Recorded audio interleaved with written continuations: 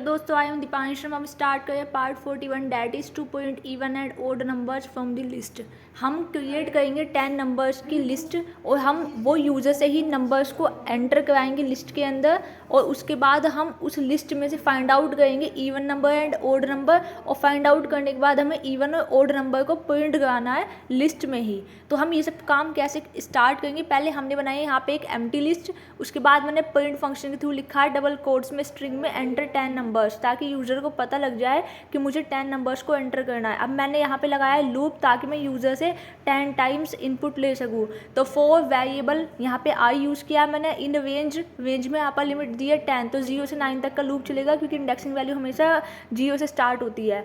और फिर उसके बाद मैंने यहाँ पर ELEM वेरिएबल का यूज़ किया है, और मैंने इनपुट फंक्शन के थ्रू इनपुट ले करके और उसका मैंने टाइप कास्टिंग करी है इंटीजर टाइप के, मुझे 10 नंबर्स चाहिए और मैंने ELEM वेरिएबल के अंदर स्टोर करा लिया। उसके बाद मैंने लिस्ट में इंसर्ट कराने के लिए एलिमेंट्स को इंसर्ट फंक्शन का यूज़ किया, जिसके अंदर मैंने 2 पैरामीटर पास के, फर्स्ट लोकेशन जो कि आई वेरिएबल बता देगा, और सेकंड मैंने एलिमेंट का नेम। तो एलिमेंट का नेम कहाँ पे स्टोर हुआ, मीन्स एलिमेंट्स की वैल्यू कहाँ पे स्टोर हो रही थी, ELEM वेरिएबल के अंदर। और फिर उसके बाद मैंने प्रिंट करा दिया लिस्ट को। तो ये मेरी 10 नंबर्स की लिस्ट इस तरीके से क्रिएट हो जाएगी। सबसे पहले यूजर से पूछा जाएगा कि enter 10 numbers, user 10 numbers they देगा, और 10 नंबर्स जो स्टोर हो जाएंगे और लिस्ट के अंदर यूजिंग इंसर्ट फंक्शन। और उसके बाद मैंने इसके बाद प्रिंट फंक्शन का यूज़ किया, जिसके अंदर मैंने कुछ नहीं लिखा, ये हो गया थोड़ा सा गैप देने के लिए। अब हम कोड लिखने जा रहे हैं कि हम कैसे लिस्ट एलिमेंट्स जो है लिस्ट एलिमेंट्स को ट्रेवर्स करते हुए हम फाइंड आउट करेंगे इवन एंड ओड नंबर।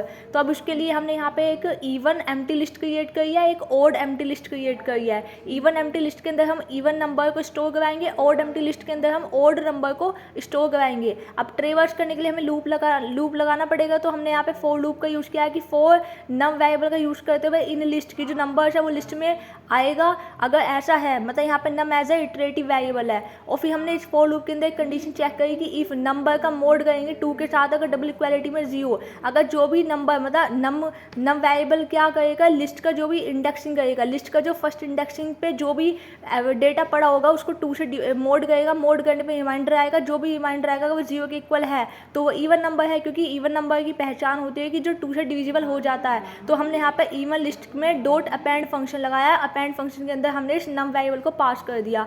तो जो नम वेरिएबल होगा वो उसको पास कर दे, तो उसकी जो नम वेरिएबल यहाँ पे क्या है कि उसके पास एक वैल्यू आ जाएगी, और वो वैल्यू अपेंड फंक्शन क्या करता है, लिस्ट के लास्ट में जाकर के एलिमेंट को जोड़ देता है। और एज पार्ट में मैंने यहाँ पे ओड जो हमारी एम्प्टी लिस्ट थी हमने उसमें अपेंड करवा दिया नंबर को। अगर इफ वाली कंडीशन ट्रू नहीं होती तो एल्स वाला पार्ट एग्जीक्यूट हो जाएगा, और लास्ट में हमने इवन और ओड दोनों ही लिस्ट को जो है यहाँ पे प्रिंट करवा दिया। तो ये आपका बहुत ही सिंपल लॉजिक वाला कोड था कि आपको 10 नंबर्स यूजर के थ्रू पहले लिस्ट के अंदर एंटर कराने हैं, उसके बाद फाइंड आउट करना है इवन एंड ओड नंबर, और उसके बाद इवन और ओड लिस्ट में फाइंड आउट करने के बाद हमें उन दोनों लिस्ट को अलग अलग प्रिंट कराना है, इवन लिस्ट को, ओड लिस्ट को।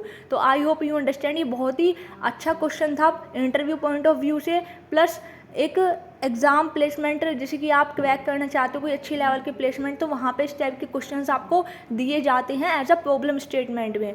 तो आई होप यू अंडरस्टैंड। और इस वीडियो में बस इतना ही था, और थैंक यू सो मच। देखिए आपने 10 नंबर यूजर से इनपुट करा लिया, एक लिस्ट आपने प्रिंट करा ली थी, उसके बाद फाइंड आउट कर लिया था। तो आप I hope you are doing well, आप इसी तरीके से बने रहिए। Thank you so much.